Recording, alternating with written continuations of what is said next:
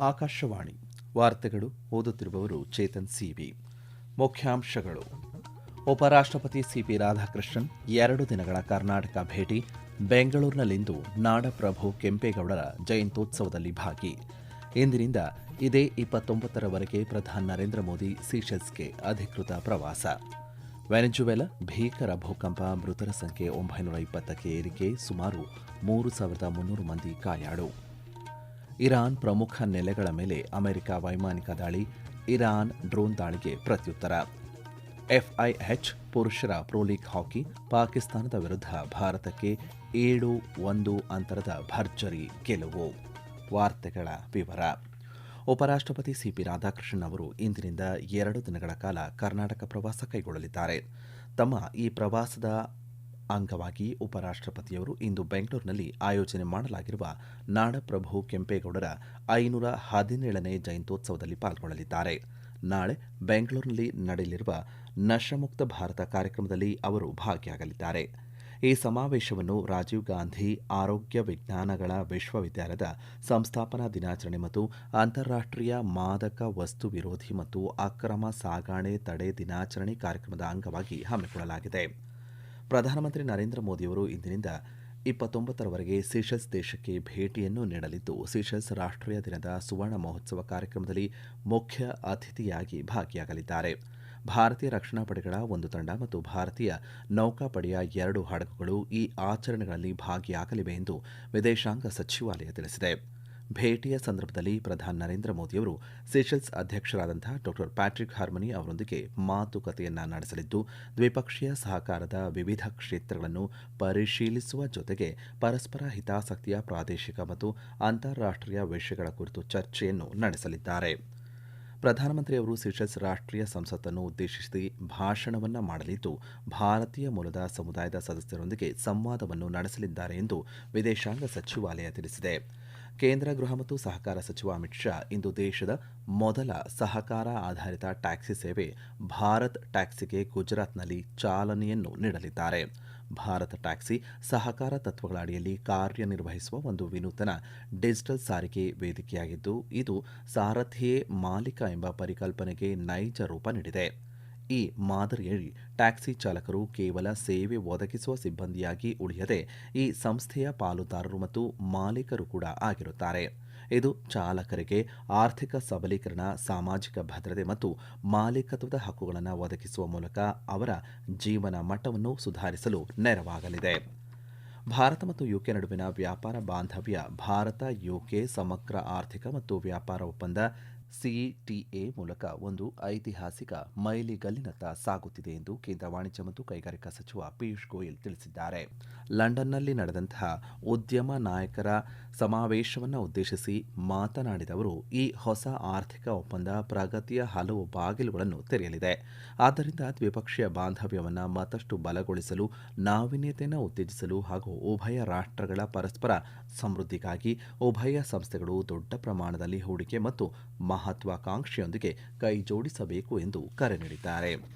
ವೆನೆಜುವೆಲಾದಲ್ಲಿ ನಡೆದಂತಹ 2 ಪ್ರಬಲ ಭೂಕಂಪಗಳಲ್ಲಿ ಮೃತಪಟ್ಟವರ ಸಂಖ್ಯೆ 920ಕ್ಕೆ ಏರಿಕೆಯಾಗಿದ್ದು, ಸುಮಾರು 3,300 ಜನರು ಗಾಯಗೊಂಡಿದ್ದಾರೆ. ರಾಜಧಾನಿ ಕ್ಯಾರಕಾಸ್ ಮತ್ತು ಹತ್ತಿರದ ಕರಾವಳಿ ನಗರವಾದಂತಹ ಲಾ ಗ್ವೈರಾದಲ್ಲಿ ಕುಸಿದು ಬಿದ್ದಿರುವಂತಹ ಕಟ್ಟಡಗಳ ಅವಶೇಷಗಳ ಅಡಿಯಲ್ಲಿ ಸಿಲುಕಿರುವ ಜನರನ್ನು ರಕ್ಷಿಸಲು ರಕ್ಷಣಾ ಸಿಬ್ಬಂದಿ ತೀವ್ರ ಕಾರ್ಯಾಚರಣೆಯನ್ನು ನಡೆಸುತ್ತಿದ್ದಾರೆ. ಮೊದಲು ರಿಕ್ಟರ್ ಮಾಪಕದಲ್ಲಿ 7 ತೀವ್ರತೆಯ ಭೂಕಂಪ ಸಂಭವಿಸಿದ್ದು, ಅದರ ಬೆನ್ನಲ್ಲೇ ಸೆಕೆಂಡುಗಳ ಅಂತರದಲ್ಲಿ ಮತ್ತಷ್ಟು ಪ್ರಬಲವಾದಂತಹ 7.5 ತೀವ್ರತೆಯ ಭೂಕಂಪ ಸಂಭವಿಸಿದೆ. ಇವೆರಡೂ ಭೂಕಂಪಗಳು ಭೂಮಿಯ ಮೇಲ್ಮೈಗೆ ಹತ್ತಿರದಲ್ಲೇ ಸಂಭವಿಸಿರುವುದರಿಂದ ವಿನಾಶದ ತೀವ್ರತೆಗೆ ಹೆಚ್ಚಾಗಿದೆ. ಪರಿಸ್ಥಿತಿಯನ್ನು ಎದುರಿಸಲು ದೇಶದ ಹಂಗಾಮಿ ಅಧ್ಯಕ್ಷರಾದಂಥ ಡೆಲ್ಸಿ ರೊಡ್ರಿಗಸ್ ಅವರು ತುರ್ತು ಪರಿಸ್ಥಿತಿ ಘೋಷಣೆ ಮಾಡಿದ್ದಾರೆ. ಭಾರತ ಸರ್ಕಾರದ ಆಪರೇಷನ್ ಅಮಿಸ್ಟಾಡ್ ಮೂಲಕ ವೆನೆಜುವೆಲಾಗೆ ನೆರವು ನೀಡಲು ಮುಂದಾಗಿದೆ.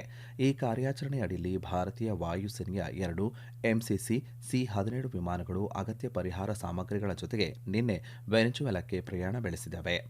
ಈ ತುರ್ತು ನೆರವು ಕಾರ್ಯಾಚರಣೆಯು ಭಾರತೀಯ ಸೇನೆಯ ತಾತ್ಕಾಲಿಕ ಆಸ್ಪತ್ರೆ ಘಟಕ ಮತ್ತು 2 ಭೇಷ್ ಕ್ಯೂಬ್ಸ್ ಒಳಗೊಂಡಂತೆ 35 ಟನ್ಗೂ ಹೆಚ್ಚು ಪರಿಹಾರ ಸಾಮಗ್ರಿಗಳು, ಔಷಧಗಳು ಮತ್ತು ವೈದ್ಯಕೀಯ ಉಪಕರಣಗಳನ್ನು ಒಳಗೊಂಡಿವೆ.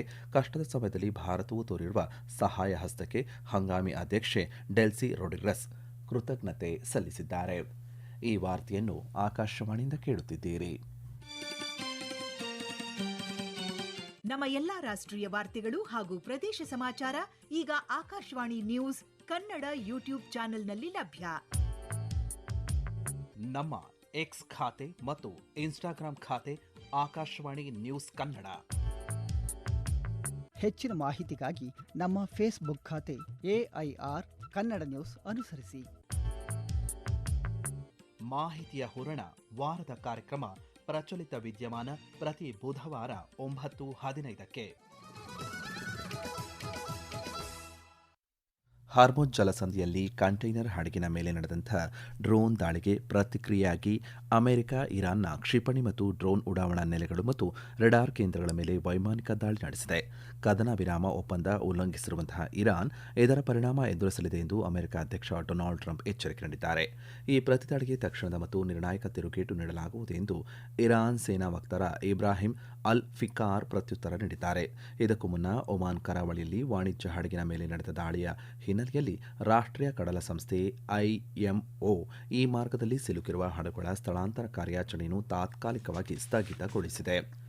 ಇಸ್ರೇಲ್ ಮತ್ತು ಲೆಬನಾನ್ ನಡುವೆ ದೀರ್ಘಕಾಲೀನ ಶಾಂತಿ ಮತ್ತು ಭದ್ರತೆಯನ್ನು ಸ್ಥಾಪಿಸುವ ನಿಟ್ಟಿನಲ್ಲಿ ಅಮೆರಿಕದ ಮಧ್ಯಸ್ಥಿಕೆಯುಳ್ಳಂತಹ ಮಹತ್ವದ ಸಹಮತ ಸೂತ್ರವನ್ನು ಅಮೆರಿಕ ವಿದೇಶಾಂಗ ಕಾರ್ಯದರ್ಶಿ ಮಾರ್ಕೊ ರೂಬಿಯೋ ಪ್ರಕಟಿಸಿದ್ದಾರೆ.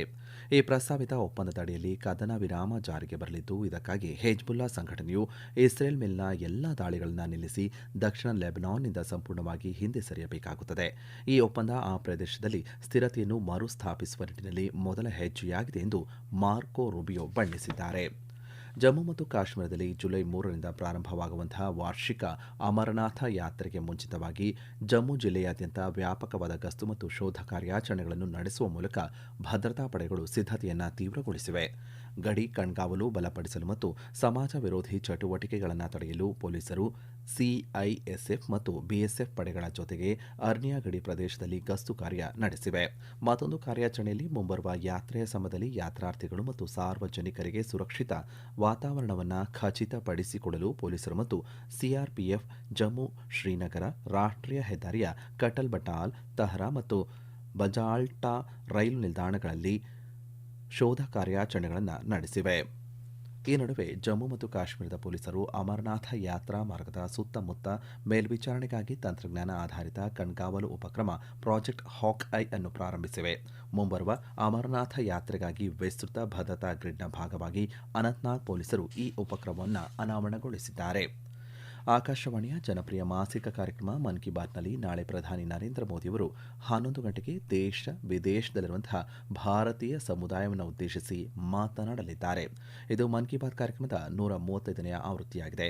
ಈ ಕಾರ್ಯಕ್ರಮ ಆಕಾಶವಾಣಿ ಮತ್ತು ದೂರದರ್ಶನದ ಎಲ್ಲ ವಾಹಿನಿಗಳು, ಆಕಾಶವಾಣಿ ಸುದ್ದಿ ಜಾಲತಾಣ ಮತ್ತು ನ್ಯೂಸ್ ಆನ್ ಏರ್ ಮೊಬೈಲ್ ಅಪ್ಲಿಕೇಶನ್ನಲ್ಲಿ ಪ್ರಸಾರವಾಗಲಿದೆ. ಈ ಕಾರ್ಯಕ್ರಮ ಆಕಾಶವಾಣಿ, ಡಿಡಿ ನ್ಯೂಸ್, ಪ್ರಧಾನಮಂತ್ರಿ ಕಚೇರಿ ಮತ್ತು ವಾರ್ತಾ ಹಾಗೂ ಪ್ರಸಾರ ಸಚಿವಾಲಯದ ಯೂಟ್ಯೂಬ್ ವಾಹಿನಿಗಳಲ್ಲೂ ನೇರ ಪ್ರಸಾರ ಮಾಡಲಾಗುತ್ತದೆ.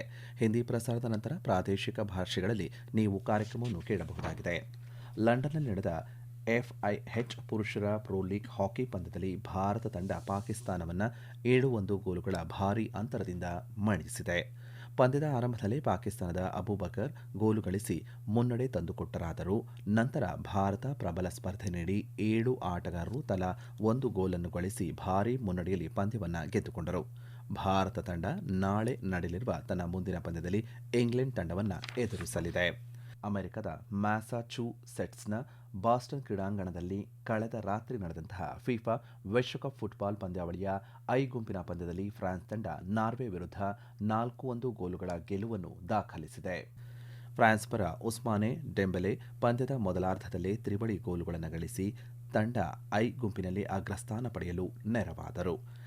ಇದೇ ಗುಂಪಿನ ಮತ್ತೊಂದು ಪಂದ್ಯದಲ್ಲಿ ಸೆನೆಗಲ್ ತಂಡ ಇರಾಕ್ ವಿರುದ್ಧ 5-0 ಗೋಲುಗಳ ಜಯ ದಾಖಲಿಸಿತು. ಕೊನೆಯಲ್ಲಿ ಮತ್ತೊಮ್ಮೆ ಮುಖ್ಯಾಂಶಗಳು.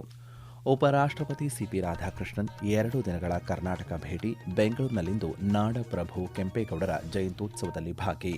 ಇಂದಿನಿಂದ ಇದೇ 29ರವರೆಗೆ ಪ್ರಧಾನಿ ನರೇಂದ್ರ ಮೋದಿ ಸೀಶೆಲ್ಸ್ಗೆ ಅಧಿಕೃತ ಪ್ರವಾಸ. ವೆನೆಜುವೆಲಾ ಭೀಕರ ಭೂಕಂಪ, ಮೃತರ ಸಂಖ್ಯೆ 920ಕ್ಕೆ ಏರಿಕೆ, ಸುಮಾರು 3,300 ಮಂದಿ ಗಾಯಾಳು. ಇರಾನ್ ಪ್ರಮುಖ ನೆಲೆಗಳ ಮೇಲೆ ಅಮೆರಿಕ ವೈಮಾನಿಕ ದಾಳಿ, ಇರಾನ್ ಡ್ರೋನ್ ದಾಳಿಗೆ ಪ್ರತ್ಯುತ್ತರ. FIH ಪುರುಷರ ಪ್ರೊ ಲೀಗ್ ಹಾಕಿ ಪಾಕಿಸ್ತಾನದ ವಿರುದ್ಧ ಭಾರತಕ್ಕೆ 7-1 ಅಂತರದ ಭರ್ಜರಿ ಗೆಲುವು. ಇಲ್ಲಿಗೆ ವಾರ್ತಾ ಪ್ರಸಾರ ಮುಕ್ತಾಯವಾಯಿತು. ನಮ್ಮ ಮುಂದಿನ ವಾರ್ತಾ ಪ್ರಸಾರ ಮಧ್ಯಾಹ್ನ 12 ಗಂಟೆಗೆ.